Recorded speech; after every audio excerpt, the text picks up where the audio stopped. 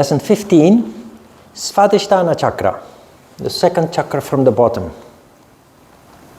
Sva means self. We have come across Sva when we discussed self-study, the fourth of the niyamas. Svadhyaya, self-study.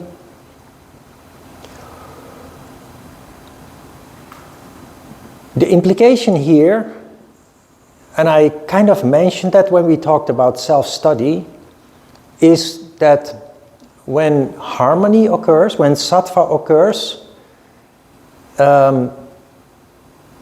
Svadhisthana chakra is then responsible for the practitioner to connect with their true self.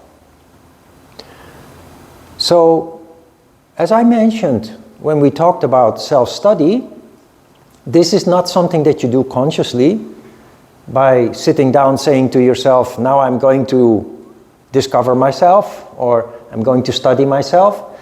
It's a natural process. And it's the result of practicing yoga. But it means you must practice yoga correctly. And it is the reason why I'm so passionate about teaching yoga the old-fashioned way. Regardless, even though fashion yoga, modern yoga is very popular these days, it has no value to me. It has value as exercise for many people, but in terms of development for people, the old-fashioned yoga, the traditional yoga, is the one that really leads to change and transformation. It leads to consciousness. Energy harmonizes, and as a result, vital energy, prana, is generated, leading to the manifestation of all kinds of wonderful phenomena. And one of those is that we discover our true self. That may sound a little bit strange, because most people, if you ask them, they will say, I know myself. The problem is that out of ignorance, because of lack of sattva, people's perception is not pure. So what we think we are is based on our identifications. It is based on our education, it's based on our family name, it's based on our culture, it's based on our hobbies. We think that we are those things. And of course, to some extent, that is true. It has formed you, it has shaped you. But the true self is deeper. And that true self comes to the surface very naturally if you only do yoga properly. And considering the fact that all four of you have experience with yoga, and I feel that you're all very deep into it already, I'm pretty sure you have experienced this already. The changes that have occurred in the way that you look at yourself and at the world around you. That is this. The result of harmonization of energy in general, and then particularly in Svadhisthana chakra. You see in the first paragraph that the meaning of Svadhisthana is the seat of the self. So the characteristics of the self are located there, but they are dormant. They do not manifest until sattva occurs, and then it comes out, it rises to the surface. So the seat of the self. It is called the seat of the self because it is possible at this location, in this chakra, to call into being the self. Pay attention that self is written with a capital S. We use that when we talk about the true self. Or Atman. Atman is the soul. And the soul is in the crown chakra and contains your true characteristics, regardless of where you were born, where you grew up, what kind of education you had, etc. the pure you that most people are not aware of. The subtle element of this chakra is water. This is the water center. Previous chakra is earth, then you have water. The subtle vehicle of action, the karmandriya, is reproduction. So in Muladhara chakra we saw that the karmandriya is excretion, but we also saw that raw sex, instinctive sex, animal sex, is a characteristic of Muladhara chakra. Svadhisthana chakra is reproduction, which means procreation, making babies. It is related to sex, but sexuality rises to the level of romanticism and eroticism. So it rises above the level of animal instinctive sex. And that is a capacity that human beings have. They can turn that raw instinct into something more beautiful. The subtle organ of perception, the jnanendriya, is taste. The subtle energy is called Samana Prana. Muladhara chakra was Apana Prana. Here we have Samana Prana. And the color associated with this chakra is the color orange. There is a mantra also, Vam. You know that I do not pay too much attention to that. Maybe I will explain a little bit more about mantra later on. But mantra is something that is of value for people who are not able to read or write. So the chakra is responsible for the functioning of lower desires, such as jealousy, greed, and desire. All the lower emotions and desires are located in the lower three chakras. So here you have jealousy, greed, desire. The Svadhisthana chakra is also concerned with a sense of saving, the urge of saving, preserving, saving of money, social mindedness, playing, and creativity. Another function is the establishment of one's identity in relationship with the other sex. And very important in that sense is to understand that the developmental stage is between the age 8 and 14. Children between the age, in this development stage, between 8 and 14, several interesting developments take place that are basically covered here. Children that age develop hobbies where they gather things. When I was young, we would gather cards with soccer players that you got with a piece of bubble gum, or you gather stamps, or you gather coins, or saving money. You start saving money. You put money in your piggy bank so that after a couple of months or a couple of years you can buy something that you really want to have. That does not exist yet when you're between the age 0 and 7. There you are busy with your development in terms of emotionality, emotional stability. Also, children before the age of 8, they have very little self-awareness.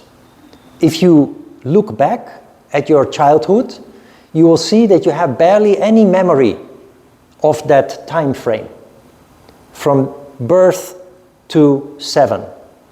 The memories that you have are related to big events, mostly, often, traumatic events, painful events. But it can also be like moving to another house, because that has a very big impact, not only on children, on people in general. Moving to another house, having to go to another school, having to make new friends, these things you remember. For the rest, you don't remember anything about your childhood. From 8 to 14, you do have memory. Elementary school, the playground, the friends that you have, the things that you did, the trips that you made, all are in your memory. And also, in this development comes into play that you start feeling attracted to other people, in particular to the other sex. Or of course, if you're gay, you start developing an attraction to the same sex. That erotic or romantic attraction starts or develops approximately during that developmental stage. And it is related to Svadhistana chakra. An important aspect of this chakra, we have started doing fire poses, I called them. The 30, 60, 90 degrees Urdhva Prasarita Padasana, the leg raise, the two boat poses, and Mayurasana. And I emphasized several times that it is very important to keep a playful attitude. The reason for that is that remaining playful, or playfulness in general, stimulates Svadhisthana chakra.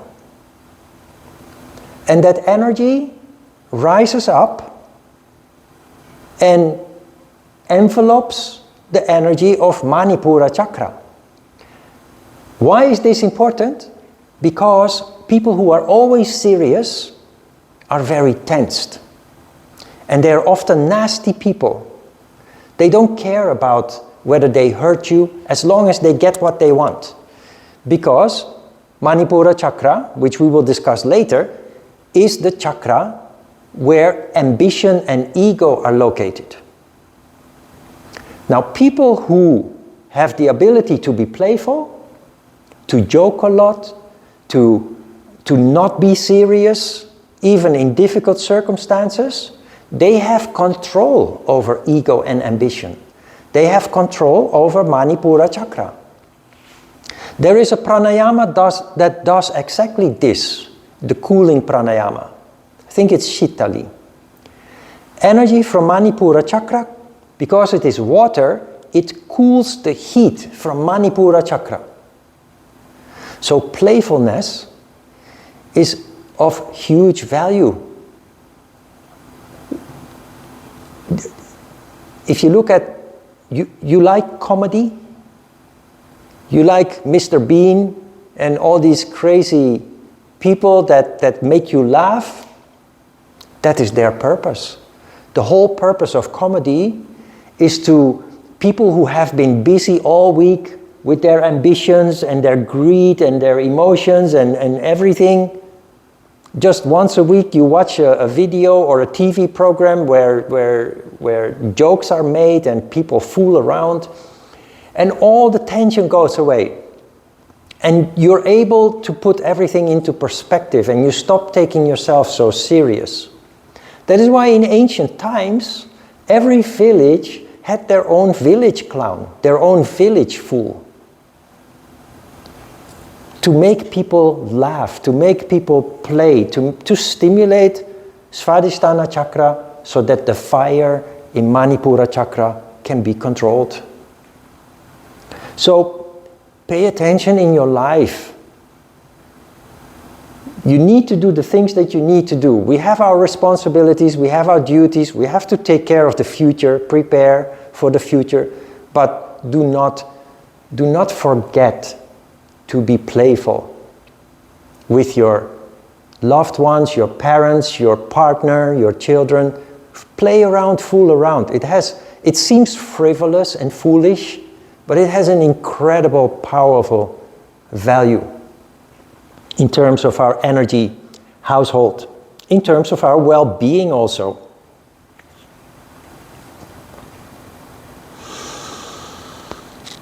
I mentioned last week that to stimulate the lower chakras, when you spread the feet, you are working on Muladhara chakra. When you bend at the hips, one way or another, forward or left or right, like the triangle poses, you stimulate Svadhisthana chakra. And Manipura chakra is stimulated by bending one or both of the legs in the process. So when you look at Utthita Parsvakonasana or the two warrior poses, you are stimulating all three lower chakras. When you look at Utthita Trikonasana, you are stimulating Muladhara chakra and Svadhistana chakra. But because your legs are both straight, you're not stimulating, or not in a big way anyway, stimulating Manipura chakra.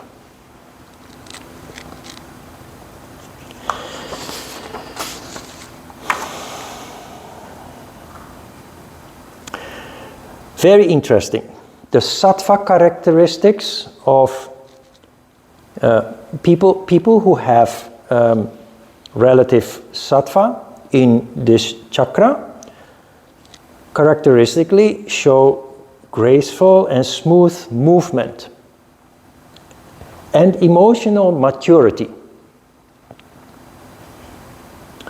flexibility and ability to accommodate changes.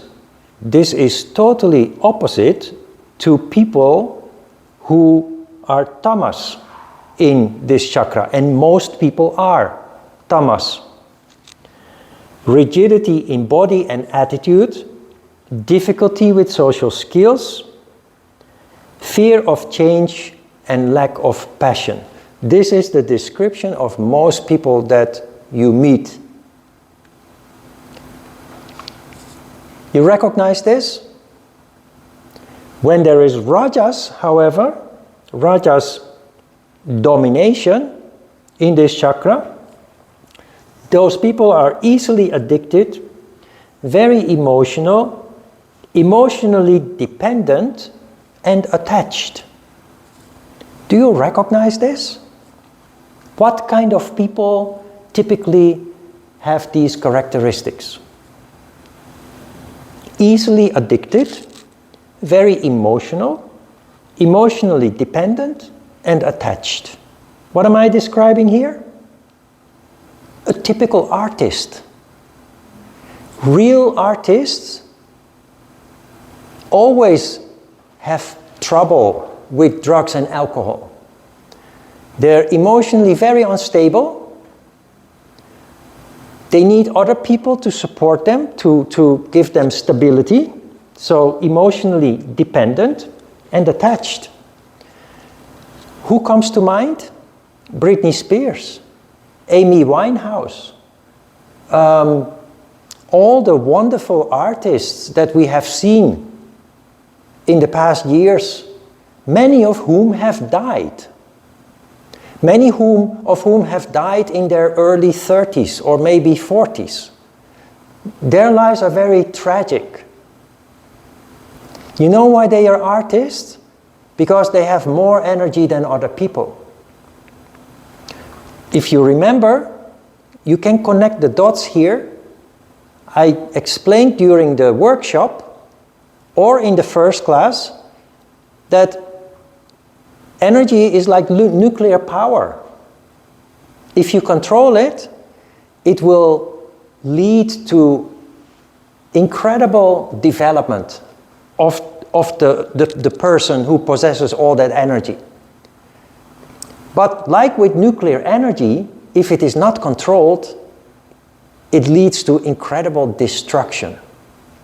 That is what you see with those artists who are wonderful artists. People love their songs because they can connect with it. There are a lot of artists who don't have that ability. They're just artists to make money. A real artist is artist because they're passionate.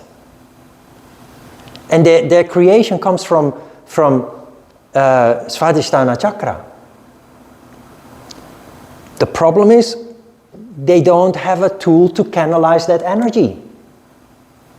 And they try to canalize it with drugs and alcohol, leading very often to a premature death. They always have tragic relationships. The news is full of those stories where they have conflicts with their lovers, with their partners, with always tragedy and drama. Those are typical characteristics of people with Svadhistana chakra, with Raja's domination. It's a gift because it allows them to truly create. But if you don't contain it, it leads to self-destruction. There are examples of artists who become very old. They have learned to control, to canalize the energy. Mick Jagger comes to mind from the Rolling Stones. He was a junkie. He used all kinds of drugs when he was young. All kinds of drugs that you can imagine, and alcohol and parties and what have you. But he took control, getting older. And it allowed him to get old and still create. Pablo Picasso. Pablo Picasso is an amazing artist who lived well into his 90s. But he lived like a hermit. You know what a hermit is? An unduncha? He lived isolated to preserve his energy, to preserve his emotions.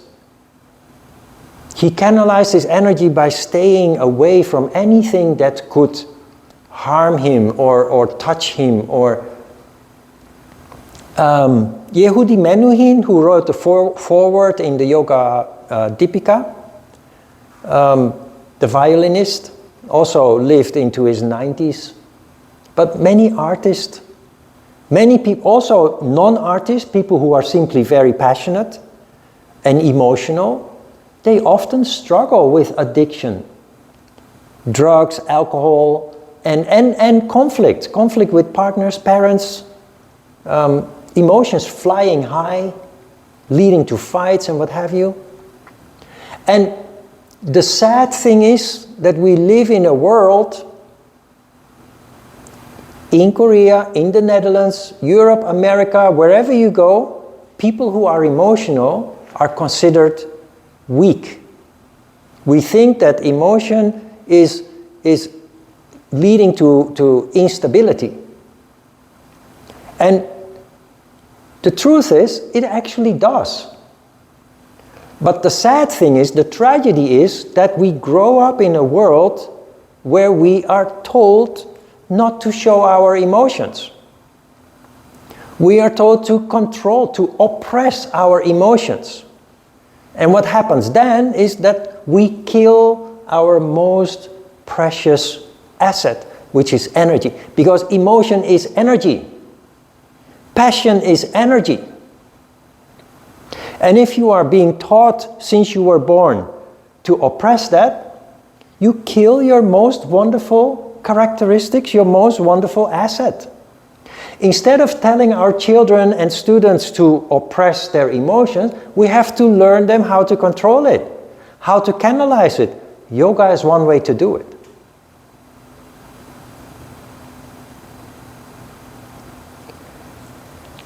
In relation to this, I came across a quote from Carl Jung. Carl Jung is a very famous psychologist from the early 1900s. And it just sounds like yoga, what he said. Carl Jung wrote, "Emotion is the chief source of all becoming conscious. There can be no transforming of darkness into light and apathy into movement without emotion." This is pure yoga. People live in the dark. People live in ignorance because of lack of energy. Artists already have the energy. We, yoga practitioners, we create this energy. And all yoga practitioners in the beginning stages of their development do experience instability. Have you noticed? In the first stages of your development, you become more emotional, you become more sensitive, you become unstable. That is a developmental stage that you go through. This is the danger also And you will read in the Hatha Yoga Pradipika many times you are being told that this must be a secret. There are many yoga teachers who teach yoga without guiding their students. So students, when I've had my studios before, and so many people came to my courses, 30, 35 people in each class. I always got a lot of people visiting me to talk with me. And there were people, they came to me crying, desperate, in sheer desperation, and always the same story. I've been practicing yoga for 2 years, every day. I love it. And it makes me feel so good. But why am I so sad all the time? Why do I feel so unstable all the time? And I tell them, come to my class. What you are dealing with is not a bad thing, it is expected. But you never heard about it. Your teachers never told you about it. Every yoga practitioner has to deal with it. The more you practice, the more you have to deal with it. But it is a temporary state. It's called one of the diseases of the disciple. So it's described in the scriptures. And it's something that you deal with by continuing to practice your yoga, but also be aware of this phenomenon. Because if your teacher doesn't tell you about it, you think there is something wrong with you. I'm doing yoga, I heard it so many times, I'm doing yoga every day. I'm supposed to feel good. Why am I so sad? Why do I feel the need to cry? And I tell them, come to my class. We do yoga very systematically, and you will learn about why you feel like this. And you will learn that this is not a bad thing. It just shows that you are building large amounts of energy. And that energy leads to increased sensitivity, including emotions, because emotion is energy. People without energy, people with low energy, they have no emotions. They're very dry, very gray, very dark. So never think from now on that emotions are bad. What is bad about emotions is if you just let them run rampant. If you just throw out all your emotions and then you become like an elephant in a China store. Then you create chaos, then you create conflict. Emotions are not there to just throw out. They are there to teach you something. Because emotions are caused by the situation that you live in, are caused by your past, are caused by the environment that you are living in. People often lack the ability to understand what the emotion is telling you. So you just feel the emotion and you think it is negative, you think it is bad because it makes you suffer. But now you are a yogi, you have the ability to meditate, to contemplate. You have the ability to understand the law of cause and effect. And that will lead to insight, jnana. That will lead you to understand where that emotion is coming from. It can be something in the present, because of your living arrangements, or because of your work arrangements. But very often it's related to things that happened in the past that you've never been able to process. It now comes to the surface, not in the form of a rational thought, it's a feeling. And you must develop the ability to translate that feeling into a rational thought. And that's what you do as a yogi. But in the beginning, you go through that period where you are more emotional and more unstable than you've ever been before. Emotions are our teachers. If you feel emotion, do not suffer the emotion. Just ask yourself, why do I feel this? Why is this happening? What caused it? And you will learn very valuable lessons from that. Lessons that very often lead to change. change that other people cannot implement in their lives because they just don't understand. Most people just keep suffering. Observe people. I walk in the park at least twice a day with the dogs, and I observe people. And I always assess people. That is just a natural habit of me. I try to feel people's energy and where they are at, their level of energy, their suffering or their happiness. I can feel all that.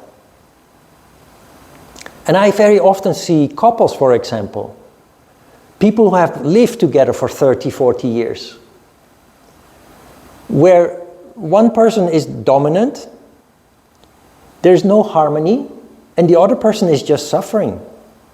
Most of the times it's the wife who's suffering and the husband who is unfriendly. And I, of course, ask myself, why do they stay together so long? But that is a stupid question because I know why. That's because of fear.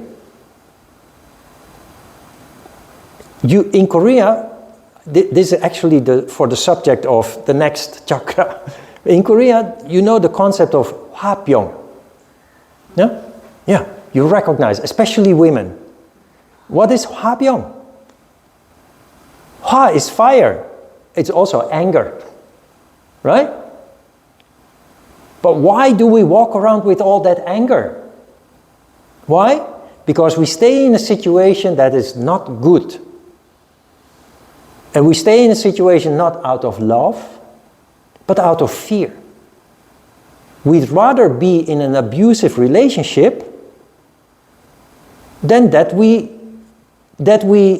walk away from it or end it and not know where we will end up.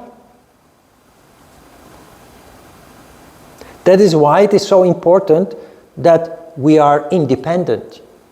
If you're independent, you can say, I don't need this. Every day I'm suffering. Every day I'm hurting. Out of fear you stay. If you're independent, you can say, hey, wait a minute. Enough is enough. Hopion is a typical disease that occurs because we feel powerless.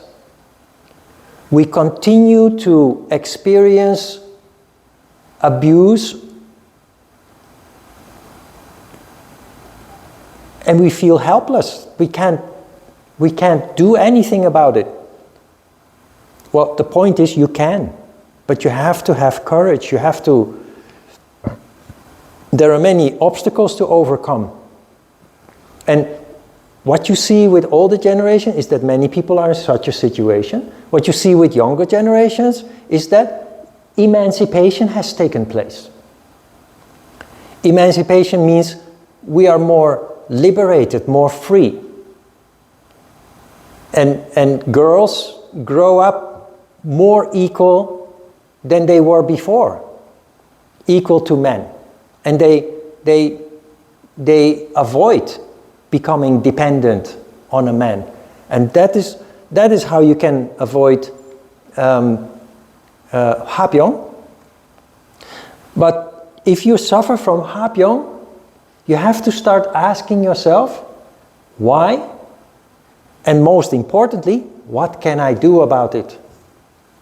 And if Hopion is caused by an abusive relationship, the solution really is to find a way to either transform that relationship, go into therapy with your partner, and if the partner is unwilling, it probably means that you have to leave. Now, when I came to Korea 26 years ago, divorce was a big taboo in Korea. And when couples divorced, the children always went to the man, and the man was proud and the woman lived in shame. That completely changed. When I came to Korea, the percentage of divorce was very, very low. People stayed together, regardless. But in the last 10, 15 years, Divorce has increased enormously, very high. And it's almost always the women that take the initiative. That is liberation. That is emancipation. They're sick and tired of something that happened for hundreds of years. And that is how you heal yourself. But it's not easy if you're dependent on your partner. It's not easy if you've lived together 20, 30 years. Because you depend on each other. You are attached to each other, regardless of the abuse. So it requires a lot of courage that most people just don't have. Yoga gives you that courage. Because courage is not something you can learn from a book or from a teacher. It's something that is located in the crown chakra. So every person that practices yoga naturally becomes a courageous person. That doesn't make it easy, but it does make it possible. It makes possible what other people don't dare to do. And Hopion is devastating. It kills people. Hopion is eating you up inside.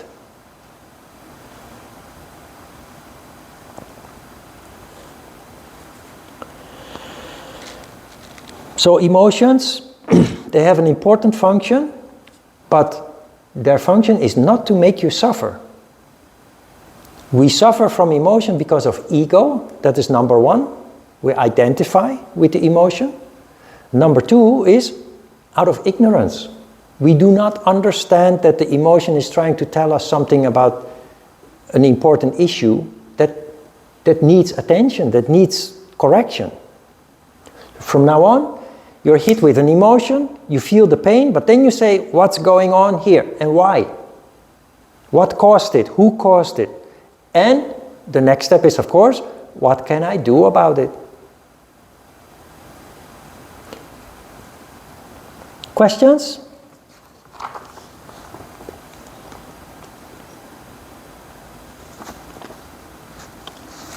Let's have a short break.